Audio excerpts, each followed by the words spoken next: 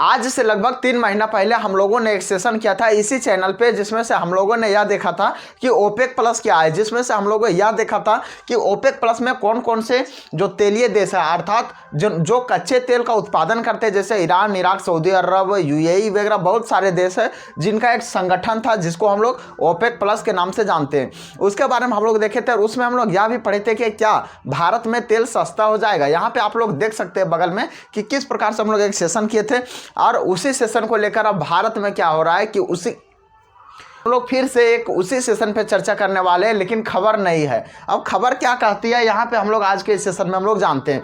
देखिए, सबसे पहले क्या हुआ, हम उस दिन भी बताए थे क्या कि जितने सारे देश है जो ओपेक प्लस संगठन में जो शामिल है, उन लोग क्या चाहते हैं कि तेल की कीमतों में वृद्धि किया जाए, नहीं बढ़ाया जाए। यहाँ पाकिस्तान पहले छोटा भीख मांग रहा है, उसका अपने हालत खराब है। अरे इंडिया का अपने हालत खराब है, खैर इंडिया का ज़्यादा हालत खराब नहीं है, रसिया इसका हालत सही कर दिया है। खैर ज़्यादा से ज़्यादा पाकिस्तान का हालत खराब है, क्योंकि पाकिस्तान में क्या है, डीजल पेट्रोल 300 रुपये लीटर से पार कर दिया है। इंडिया में कैसे चल रहा है, 80, 85, 90, 100 के आसपास चल रहा है। कभी 85 भी चलता था आज से कुछ दिन पहले। हो सकता है मे बी इलेक्शन से पहले हो जाए सस्ता, खैर कोई बात नहीं, इलेक्शन अब बहुत नज़दीक है।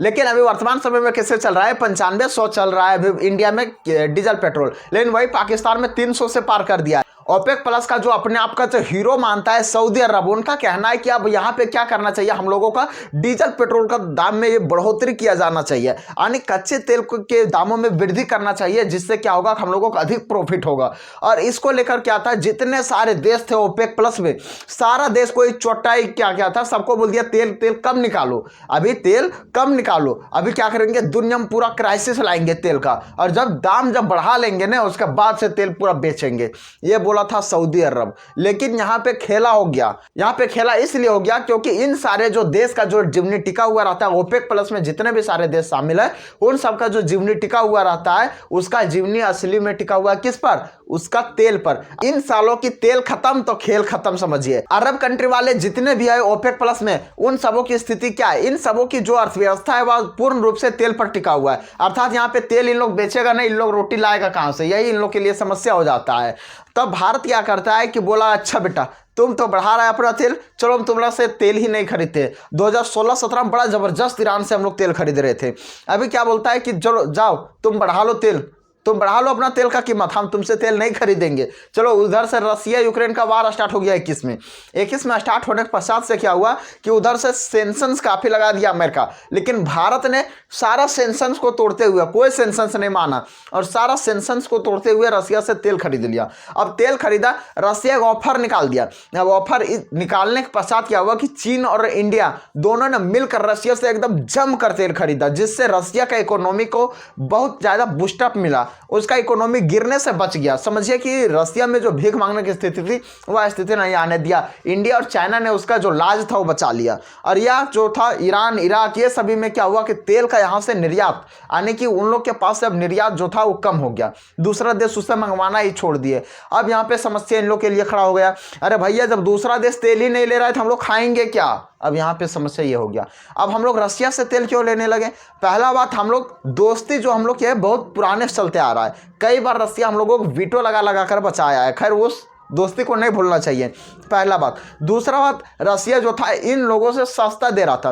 देखिए $60 प्रति बैरल, यानी एक बैरल में 159 लीटर तेल होता है। एक बैरल में कितना होता है, एक बैरल में 159 लीटर होता है, और 159 लीटर महज $60 में, यानी एक बैरल जो तेल मिल जाता था वो $60 में मिल जाता था। $60 का कीमत कितना होगा, अभी $1 का जो कीमत है वर्तमान समय में वो कितना है, 83 रुपया 31 पैसा है, यानी हम लोग 83 रुपया इसको इंक्लूड करते हैं। 60 को 83 से गुना करेंगे तो कितना आएगा, 4000 समथिंग आएगा, यानी लगभग 5000 के आसपास आएगा। 5000 रुपये में 159 लीटर हम लोग का तेल मिल रहा है। ये साफ किया हुआ तेल नहीं मिल रहा है, ये गंदगी वाला तेल मिल रहा है, यानी रिफाइनरी तेल अभी बाकी है, इसमें रिफाइनिंग करना इसका बाकी है। इंडिया में ला के इसको रिफाइनिंग करता है, इंडिया वाला बहुत चालाक है, इंडिया अपने यहाँ पैसा सब कमाता है। अब यहाँ पे क्या हुआ कि 5000 के आसपास पड़ा, 159 लीटर तेल का कीमत 5,000 के आसपास पड़ा। यानी 5,000 के आसपास पड़ने से क्या हुआ कि यहाँ पे सस्ता में निपट गया। अब दूसरा जगह लेता था तो वहाँ पे $70 लेता था, $65 लेता था। अब ये $60 से और भी $1-2 सस्ता में ही चल रहा है। अभी रसिया जो दे रहा है वो सस्ता में ही है, 59 है, 58 है, इस तरह से ये चलते रहता है। यानी $59 प्रति बैरल, $58 प्रति बैरल, इस तरह से देता है। लेकिन यहाँ पे समस्या कब खड़ी होती है? यहाँ पे समस्या अब खड़ी होती है जब अरब कंट्री वालों के तेल बिकना ही बंद हो जाती है। दुनिया में बहुत सारे देश है, लेकिन जो इंडिया और जो चाइना है ना, ये हब है। इन लोग क्या करता है, दुनिया में कोई भी चीज़ हो, चाहे वह चावल हो, तेल हो, दाल हो, नमक हो, प्याज हो, आलू हो, कुछ भी चीज़ का खपत बहुत बड़ी मात्रा में करता है। और बहुत बड़ी मात्रा में करने के लिए क्या होता है, दूसरों देशों से इसको तो 1-2 केजी नहीं, 1-2 क्विंटल नहीं, 1-2 टन नहीं, बड़े बड़े हजारों, सैकड़ों, करोड़ों टन में इसको इंपोर्ट करना पड़ता है। और उसी प्रकार से तेल है, तेल क्या करता है, छोटा मोटा तेल 2 बैरल, 4 बैरल, 100 बैरल, 200, 500 बैरल ये नहीं मंगवाता है, मंगवाता है 1 crore barrel, 5 lakh crore barrel, 100 crore barrel, इस तरह से मिलियन बैरल में इंडिया जो है तेल मंगवाता है। समझ सकते हैं आप लोग कितना अधिक मंगवाता है।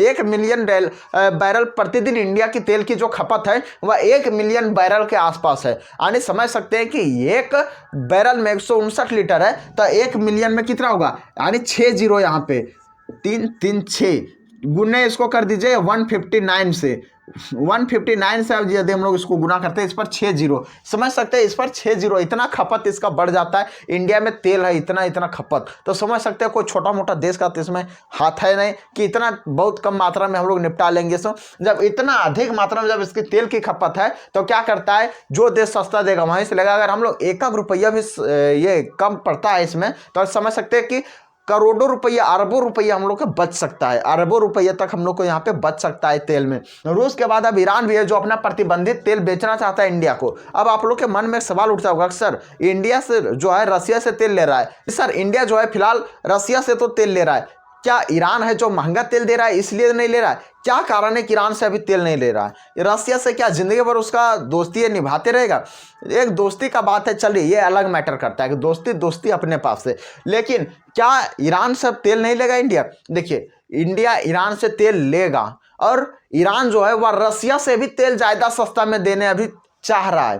ये पूरा कोशिश कर रहा है कि इंडिया मेरा तेल ले, मेरा यहाँ रोटी नहीं है तो हम रोटी खाएंगे। ये चोट्टा भूखे मर जाएगा कहीं ये लग गया ना सऊदी अरब के पीछे, बर्बाद हो जाएगा। ईरान और इराक, ये चोट्टा अगर ये ये यूएई और ये सऊदी अरब के पीछे अगर ये दोनों पड़ गए, उसी दिन ये दोनों बर्बाद हो जाएंगे। अब ये बर्बाद क्यों हो जाएंगे? क्योंकि सऊदी अरब और यूएई में बहुत बड़ी मात्रा में टूरिस्ट आते हैं, जिसकी वजह से उसका इकोनॉमी बना हुआ रहता है, उसके यहाँ स्थिति नॉर्मल रहती है। इन दोनों के यहाँ क्या होता है, ईरान और इराक में ये दोनों का जो पूरा जो लाइफ टिका हुआ है वो तेल पर टिका हुआ है। यहाँ यदि तेल इन लोग छोटा एक दिन बेचना बंद कर देता है ना, इन लोग का स्थिति नैया जो है पूरा डगमग होना शुरू कर देती है। अब यहाँ पे इसका जब नैया डगमग हो जाता है फिर क्या करता है, सस्ता दाम में बेचना शुरू कर देता है दूसरे देश में। अब हाल वही है अभी फिलहाल, जो ये ओपेक प्लस में जो ये नियम जो लगाया था अरब, उस नियम को मानने में ये लोग भी शामिल थे। अब बढ़िया से सऊदी अरब इन लोगों को बर्बाद करके निकाला। अब ये बर्बाद क्यों किया? क्योंकि इसको पता है कि चोट्टाई हम नहीं टिक पाएंगे, फिर भी चोट्टा वहां जाता है उसमें नियम बनाने, शामिल होने। हम कितना बड़ा नियम वाला है, कितना बड़ा राजा है, चोट्टा इंडिया के सामने टकराना नहीं, अभी गया चूर चार हो जाएगा। चलो अब चलिए अब हम लोग देखते हैं पश्चिमी दबाव के बावजूद भी भारत रूस से पिछला साल जमकर पूरा तेल खरीदा था। 2 सालों में पूरा एकदम रगड़ के तेल खरीदा रूस से काफ़ी अधिक मात्रा में, लेकिन इंडिया में तेल सस्ता ही नहीं होने दिया। सरकार के पास पैसा रही होगी, जाहिर सी बात है। दूसरे देश से यदि इंडिया सस्ता में तेल खरीद रहा है, क्या हो रहा है कि इंडिया में यदि तेलों की कीमत में गिरावट नहीं आ रही है तो सिंपल सी बात है, सरकार उस पैसा को रख रही है। तो देखिए कितना सारा दबाव, कितना सारा सेंक्शंस लगने के बावजूद भी इंडिया नहीं माना। इंडिया उस तेल को खरीदा रूस से, और दुनिया के कोई देश इंडिया को कुछ नहीं उखाड़ पाया। दुनिया के कोई देश इंडिया का कुछ नहीं उखाड़ पाया। इंडिया खुलेआम घुरता है खुला सांड की तरह, और चोट्टा तने जाएगा उठे उसी को उठा फेंक देंगे। अब यहाँ पे देखिए रूस की आर्थिक स्थिति को जिन्होंने बूस्टअप किया, जिन्होंने बनाए रखा, वह भारत है और चीन है, जिसको युद्ध के समय में क्या हुआ, बहुत अधिक सहयोग किया रूस को। अब देखिए ईरान भी कच्चे तेल पूरा डिस्काउंट मात्रा में देने के लिए वो तैयार है। जी हाँ, आप लोग बिल्कुल सही सुन रहे हैं। अब वो क्या बोल रहा है, हम पहुंचा भी देंगे आप लोग यदि नहीं ले पाइएगा। अरे भैया नहीं नहीं, उतना करने की जरूरत नहीं है। हमारे इंडिया में बहुत सारे वर्कर्स है, हमारे इंडिया में बहुत सारे बेरोजगार है, किसी भी उठा के ले जाएंगे, उन लोग सब लाद उद के ले आएगा। पता चला कि वहां से 2-4 को जहाजों लेकर भाग जाएगा। हाँ, इसलिए पहुंचाना उचाने का मत कीजिए, हम लोग जाके ले आएंगे। ईरान है जो अभी वर्तमान समय में क्या बोल रहा है कि हम जो अभी रूस जो दे रहा है ना तेल, उससे भी हम चलिए $4 से $5 सस्ता बैरल हम प्रति बैरल में हम दे देंगे।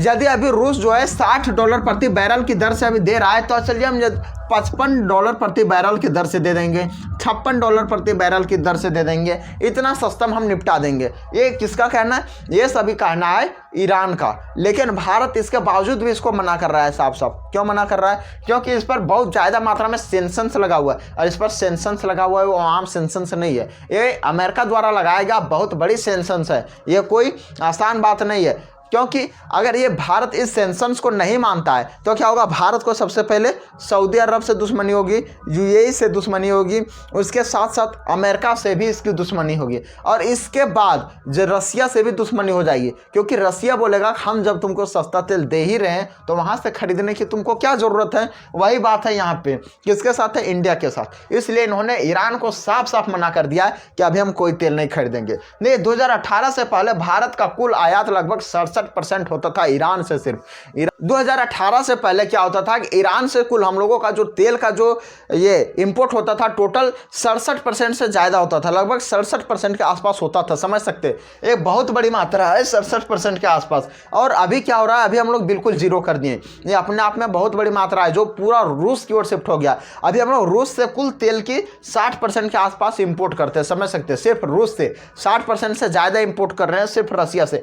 मलेशिया के लेवल लगाकर अभी क्या कर रहा है कि ईरान बेचने की कोशिश कर रहा है। अभी भी ईरान ऐसे तो मानेगा नहीं ईरान, क्या है कि ईरान यदि तेल बेचना बंद कर दे इतना दिन से सेंक्शंस के बावजूद भी, तो ये क्या करेगा?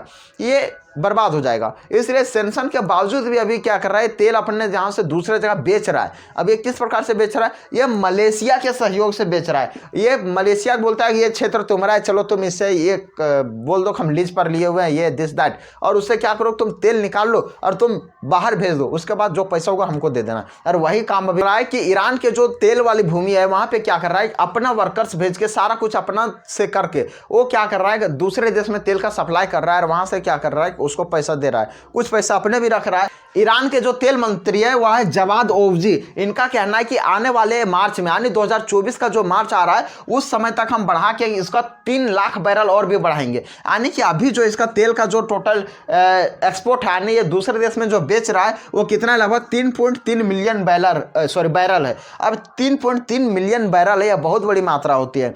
अब ये इसमें 3 लाख बैरल और भी इंक्लूड करके बेचना चाहता है, यानी 3.3 मिलियन प्लस 3 लाख बैरल और भी ज़्यादा ये बेचेगा। चीन अपना अधिकतम मात्रा तक ये खरीद रहा है उससे तेल। चीन को जितना चाहिए उतना ये तेल खरीद ले रहा है, क्योंकि चीन भी क्या कर सकता है? चीन भी जितना हो सकता है वो खरीदने की कोशिश कर रहा है। अब चीन जो पूरा इसका हाई जो पावर है, जहाँ तक खरीदने की कोशिश है वो खरीद कर चुका है। अब उससे ज़्यादा चाइना की औकात नहीं है कि वो उतना ज़्यादा तेल खरीद सके। अब क्या कर रहा है? ईरान की ये इंडिया को देने की कोशिश कर रहा है। अब यहाँ पे जो हम लोगों को रूस दे रहा है, रूस से अभी हम लोगों को ज़्यादा फायदा है। अब ये फायदा कैसे?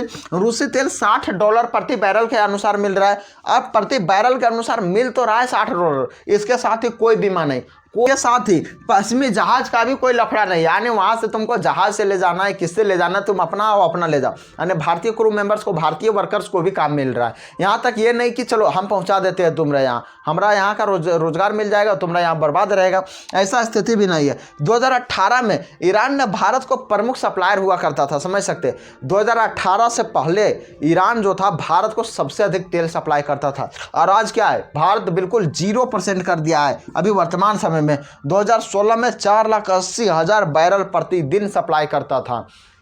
2016 में ईरान भारत को 4,80,000 बैरल प्रतिदिन तेल सप्लाई करता था। समझ सकते हैं कितनी बड़ी मात्रा में तेल सप्लाई करता था। जो अभी वर्तमान स्थिति हो गई है ईरान की कि भारत को सप्लायर में 0 हो गया है। खैर, आप लोग ये क्या सोचते हैं, भारत को ईरान से तेल खरीदना चाहिए या नहीं? अपनी राय कमेंट में ज़रूर लिखना। मिलते हैं फिर नेक्स्ट वीडियो में, तब तक के लिए जय हिंद, वंदे मातरम।